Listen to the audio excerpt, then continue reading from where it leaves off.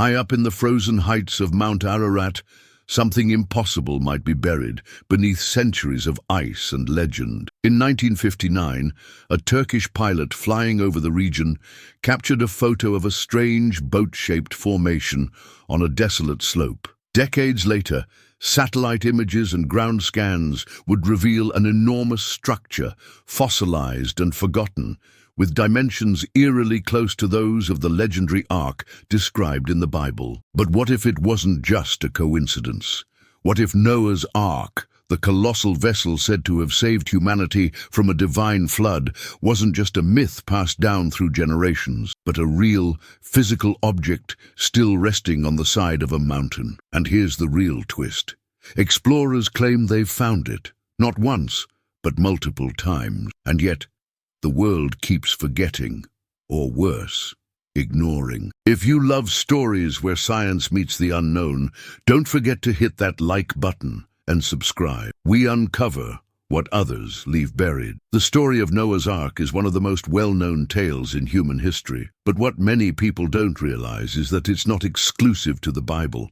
Versions of a great flood, sent by gods or nature to cleanse the earth, appear in over 200 ancient cultures across every continent. In Mesopotamia, long before the Bible was written, the Epic of Gilgamesh told of a massive boat built to survive a divine flood. In India, texts speak of Manu, who was warned by a fish about a coming deluge. Native American tribes, Australian Aboriginals, and even ancient Chinese legends all speak of water wiping out humanity, leaving only a chosen few to rebuild. So if this flood myth is so widespread, could it be more than just a story? The Bible's version describes a man named Noah, chosen by God to save his family and pairs of every animal species.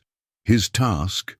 Build a vessel 300 cubits long, about 150 meters, out of cypress wood. After the rains came, the Ark is said to have come to rest on the mountains of Ararat. For centuries, people assumed this was just metaphor, a symbolic tale about renewal.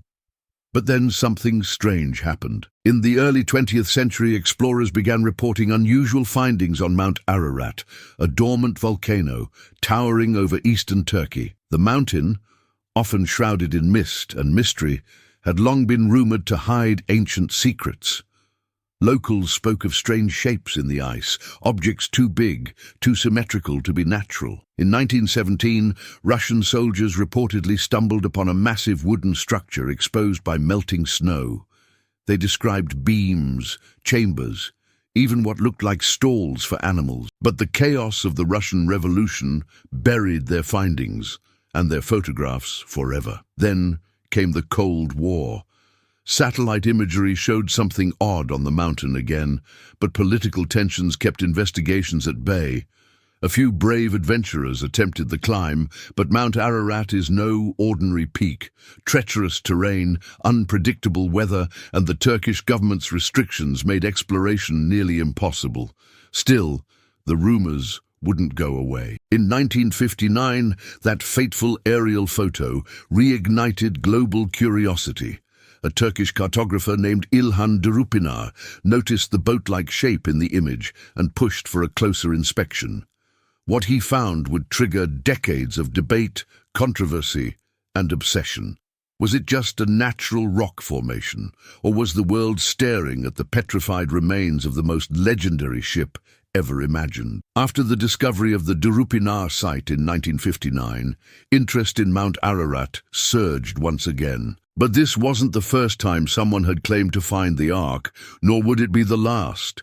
In the early 1900s, a team of Russian soldiers reported seeing a gigantic wooden structure embedded in the ice of Ararat. According to their journals, now lost or hidden, they entered what looked like a vessel split in two by the mountain itself. Inside, they claimed, were vast, empty chambers, some large enough to house animals. They even spoke of what looked like ramps, stalls, and a thick tar-like residue covering parts of the structure. But their report vanished during the Russian Revolution.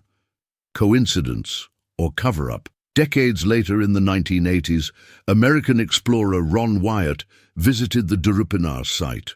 He brought with him metal detectors, ground-penetrating radar, and an unshakable belief that this was the real Ark. What he found shocked even skeptics: patterns of buried metal beams consistent with a ship-like frame, and soil samples containing high concentrations of fossilized wood.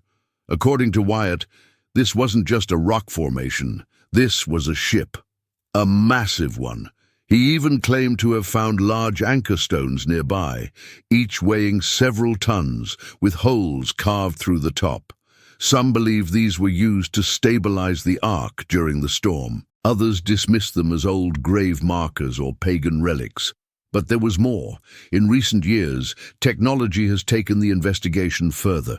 Using ground-penetrating radar and 3D imaging, researchers have mapped out what appears to be a massive, rectangular structure beneath the surface of the Durupinar site.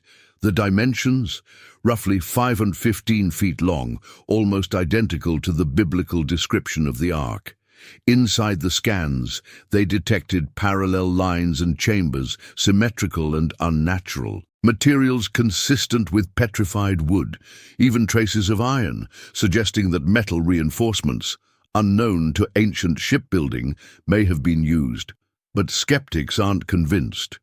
Geologists argue that the Durupinar Formation is a natural geological structure known as a syncline, created by the folding of sedimentary rock layers over time. They point out that the boat shape is superficial and the supposed beam patterns could simply be fractures.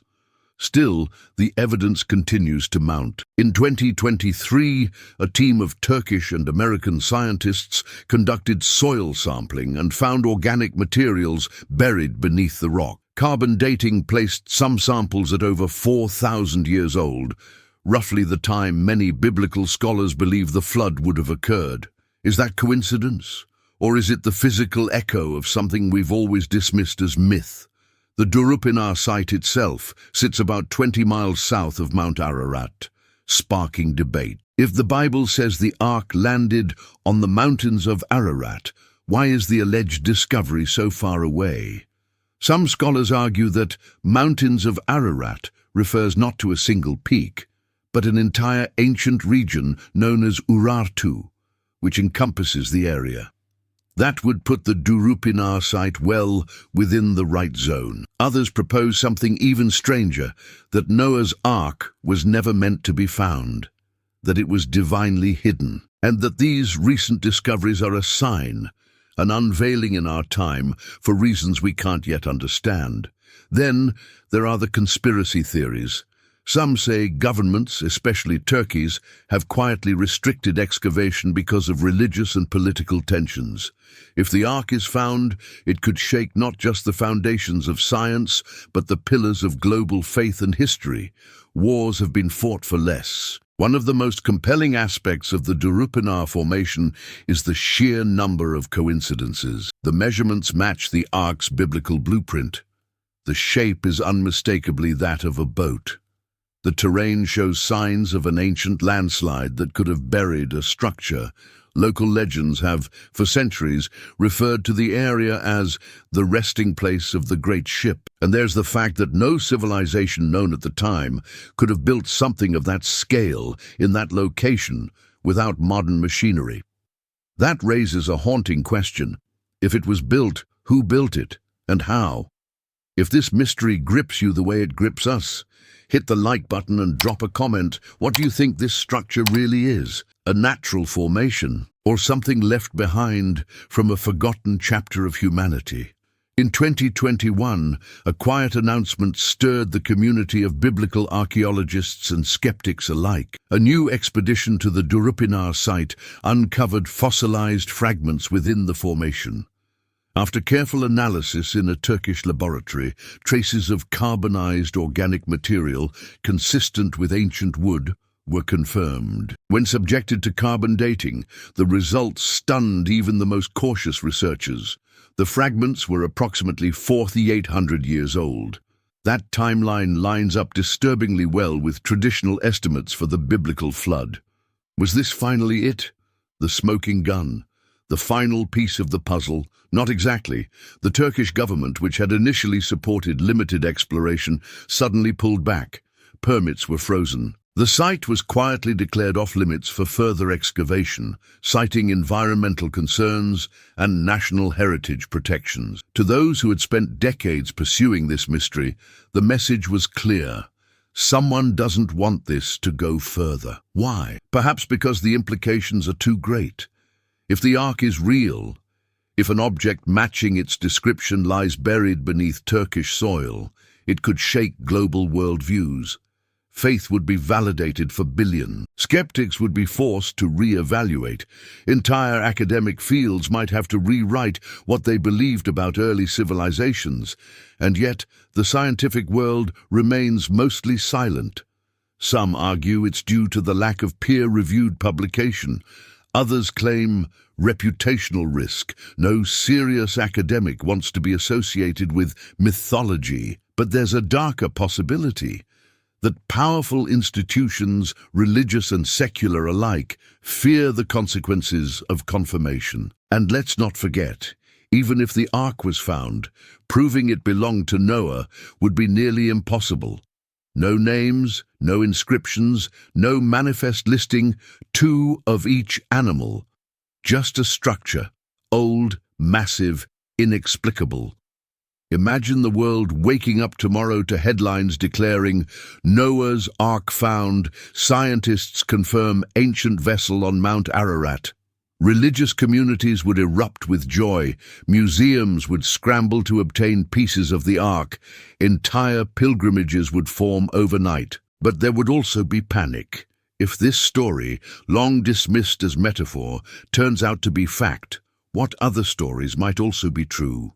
The Tower of Babel, the parting of the Red Sea, miracles once laughed at, might demand serious reconsideration. It would be a moment of collective existential reckoning. Governments would be pressured to open restricted sites. Archaeologists would be pulled in every direction. Faith, science, and politics would clash like never before. And above all, the question would echo louder than ever. What else have we mistaken for myth? So now we return to the question that started it all. What if Noah's Ark was never just a story? For centuries, it was seen as metaphor, a tale of obedience, salvation, and divine judgment. But standing on a remote slope in eastern Turkey may lie something ancient, colossal, and terrifyingly real. Something that survived when the rest of the world drowned. The Durupinar site might be nothing more than a fascinating rock formation, or it might be the most important archaeological discovery in human history. The truth is, we don't know. Not yet. But maybe that's the most powerful part of this story. Not certainty, but curiosity. The urge to keep digging, keep questioning, keep wondering whether myths are just history waiting to be rediscovered. And if one ark can rise from the mud, what else might be out there buried beneath our feet? If this journey made you think twice about the line between legend and reality, hit that subscribe button and tell us what part left you speechless. Until the next mystery, stay curious.